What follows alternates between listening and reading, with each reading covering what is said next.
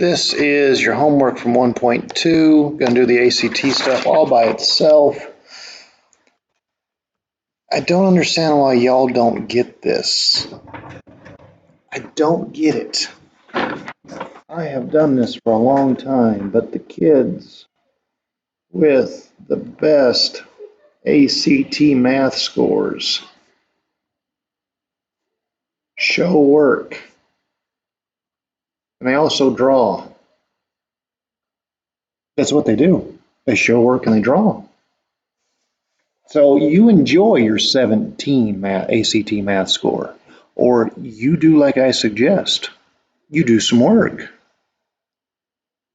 That's what you do. All right, a car accelerated at 88 feet per second, which they abbreviate FPS, to 220 feet per second in exactly 3 seconds, assuming the acceleration was constant. That's a concept of slope. What was the car's acceleration in feet per second from 88 to 220? So what's happened here is we've gone from 0 seconds to 3 seconds. The bottom's going to be our change in x. So 3 minus 0. And the numerator is going to be your change in y, which would be 220 minus 88. And they want us to convert this. They want us to find the average rate of change, this slope. What was the car's acceleration in feet per second per second? Interesting they're doing it that way. But anyways, they just want us to find that, assuming it was constant. The fact that it's constant means they shouldn't be mentioning per second, but whatever. 220 minus 88 is, I'm too blasted tired for this, 12, then 120, 132.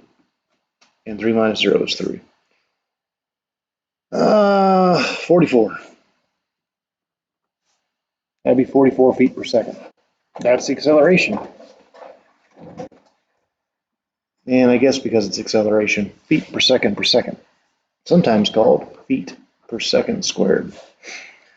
In a plane, the distinct lines A, B, and CD intersect at point A, where A is between C and D. The measure of angle BAC is 47 degrees. What is the measure of B angle BAD? This is what I talk about where they draw. They don't just circle something. Of course, that's the hard part. That's what you should learn in geometry, was how to draw. So we have two lines, A to B and C to D.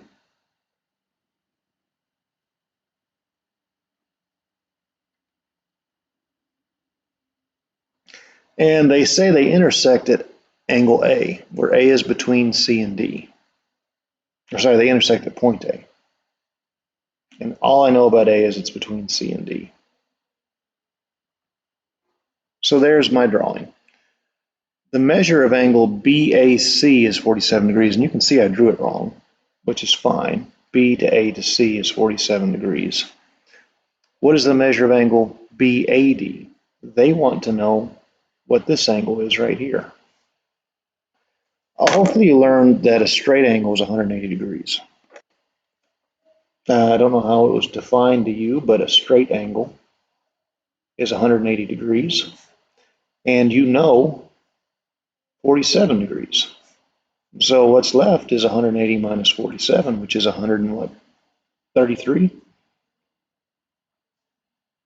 So even though I drew it wrong, I still had something to reference to know where the angles were. I don't know, maybe you kids can do that in your head, I don't know. In which of the following are 1/2, 5/6, and 5/8 arranged in ascending order? I guarantee you that half of all students miss this question on the ACT. I guarantee you they do. Because there are kids in this world who think 5/8 is bigger than 5/6 because 8 is bigger than 6.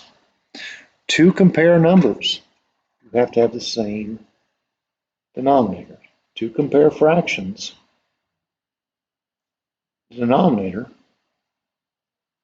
must be the same. Now this is what I did in my head. Of course, you can use a calculator, but in my head, this is what I do.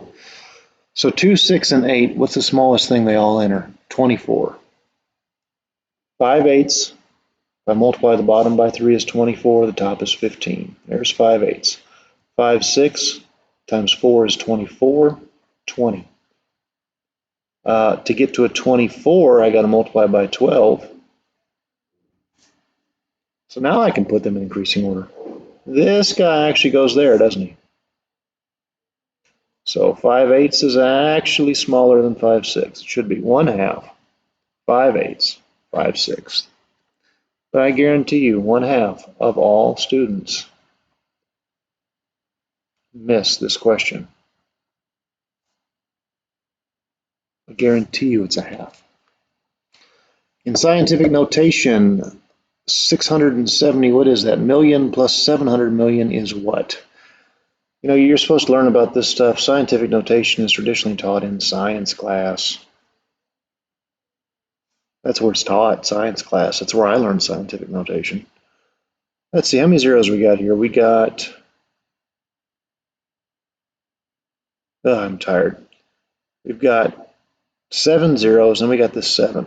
This number right here is 6.7 times 10. I put the decimal there, 1, 2, 3, 4, 5, 6, 7, 8.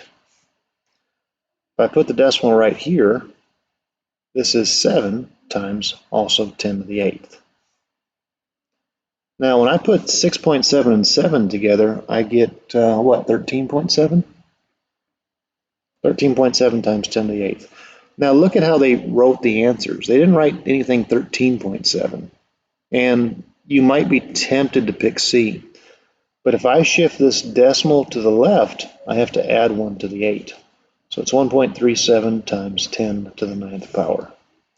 Your calculators won't do scientific notation for you. I wish they would.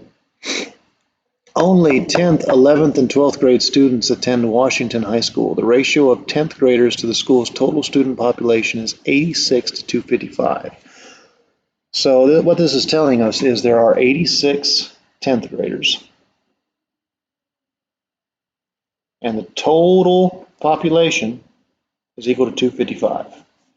All right? They have this ratio. And it's saying 18 of 51 are 11. 18 of 51 are 11th. Now, I need to convert this into a 255. I know that if I multiply the bottom by 5, I get 255. And if I do it to the bottom, I got to do it to the top. 90. 90 are 11th graders. Now, I had a population of 255. So 255 minus 90 minus 86 is going to represent the seniors. Should, anyways. So what have I got? I got 176, 24 and 55 makes 79. There are 79 seniors. Question is, if a student is chosen at random from the entire school, which grade is that student most likely to be in? So let's look at our proportions we have here.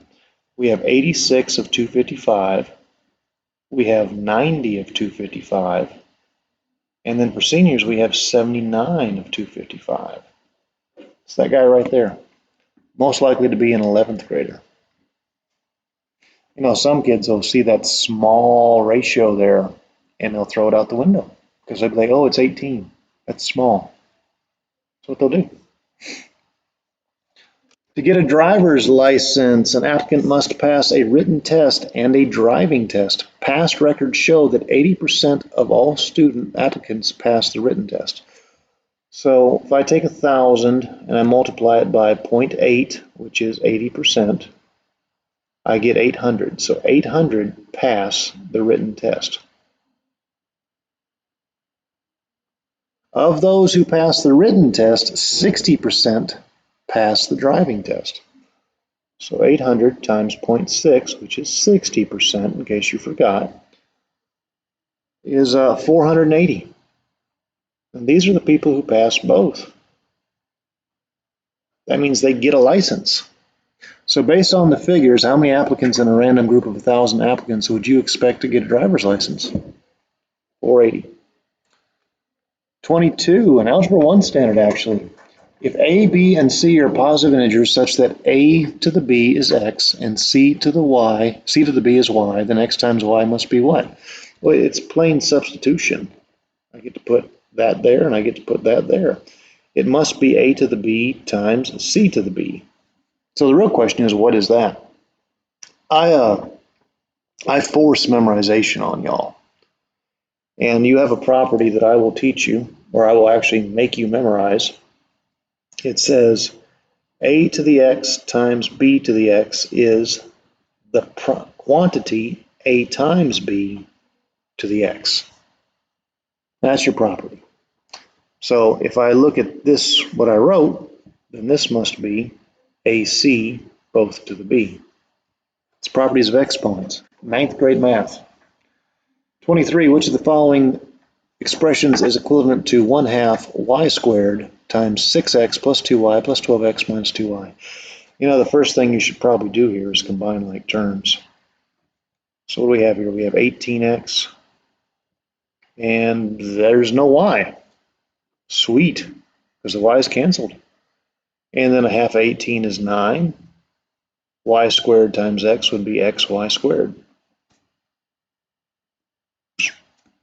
Alphabetical order, by the way. X comes before y. An artist makes a profit of 500p minus p squared dollars from selling p paintings. What is the fewest number of paintings the artist can sell to make a profit of at least 60 grand? So this used to be in Algebra 2 standards. I sincerely hope that it is still. The maximum or minimum happens at the vertex, which is something you've been learning the last couple of days. It does. The x-coordinate of the vertex is negative b over 2a. Now this guy is not quite in standard form. It's actually in STD form. Negative p squared plus 500p. And again, this is where it happens, the maximum or the minimum, and that's what they want. Oh, wait a second. Oops. One more thing. What is the fewest number of paintings the artist can sell to make a profit of at least 60 grand? I'm sorry, I messed up. Ignore all that. I need to take my equation, I need to set it equal to $60,000. That's what I need to do. I need to set it equal to 60,000. And then we're going to do some stuff. We're going to move everything to the right to make that p squared value positive. P squared, I'm going to put the 0 on the left. 0 equals p squared minus 500p plus 60,000. And then we're going to factor. And I am quite confident that 100 times 600 is 60,000. See? What I'm doing is I'm finding factors of 60,000 that add to 500. And that 500 is negative. So minus 600 plus 100. So we have some funny p values here. P is negative 100, which means negative paintings. That doesn't make any sense, does it? We call that extraneous. I'm going to write that word down because it's an important word. Extraneous. It's just not the answer. Or, if we think about this one, p minus 600 is 0. P is 600. That makes sense. He has to sell 600 paintings. The last one. This is actually a geometry thing. It's also an Algebra 1 thing. It's not an Algebra 2 thing. It's old. It's a combination of working with radicals, which you were taught with Miss Garner, and 5th grade math about adding fractions. All right? That's what it is. In order to add or subtract two fractions, you must have a common denominator. And the product of root 2 and root 3 is root 6. Root 2 times root 3 is root 6. That's what I'm going to turn both things into. The ACT did not take this as far as they need to, but whatever. To make a root of 2 a root of 6, I have to multiply the bottom by root 3, and I have to multiply the top by root 3. And we have a plus symbol in the middle. 2 over root 3, to turn that into a root of 6, I've got to multiply the bottom by a root of 2, which means I multiply the top by a root of 2. Now 4 times root 3 is not something you go push buttons on a TI-84. It is 4 root 3. Root 2 times root 3 is root 6. 2 times root 2 is 2 root 2. Root 3 times root 2 is root 6. And you should see the answer right now. 4 root 3 plus 2 root 2, both sitting pretty over root 6. Choice G. That's the ACT stuff. You're welcome. I'm trying to get you at least an option to get to college. I'm not trying to punish you.